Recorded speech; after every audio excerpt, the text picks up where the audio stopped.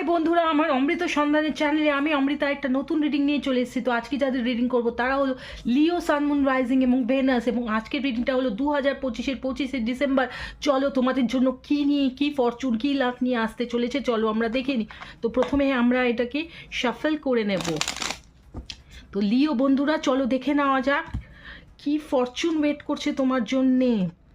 Opportunities, প্রচুর opportunities wait করছে এই টাইমটা 2025-এর 25শে ডিসেম্বরে। 5 দিন আগে থেকে শুরু করে 5 দিন পরে অবধি তোমার জীবনে প্রচুর অপরচুনিটিস আসতে চলেছে।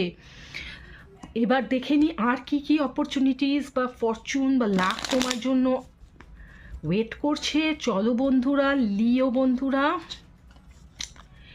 রিফ্লেকশন। তো বন্ধুরা, 2025-এর ডিসেম্বরের চারপাশে আমি দেখতে পাচ্ছি তোমাদের মধ্যে যদি কিছু বন্ধু আছে না, কিছু বন্ধু থাকবে যারা কিন্তু এতদিন ধরে তোমাদের সঙ্গে বন্ধুত্বপূর্ণ রিলেশন রেখেছে, কিন্তু এক্স্যাক্টলি কিন্তু তারা কিন্তু তোমাকে হিংসা করে বা তোমার উন্নতিতে তারা কিন্তু কোনোভাবে বাধা প্রয়োগ করছে। তাদের এনার্জিটা তোমার জন্য একেবারেই ঠিক নয় এবং সেই জন্য তুমি কিন্তু সেরকম বন্ধুদের থেকে এই সময় একেবারে নিজেকে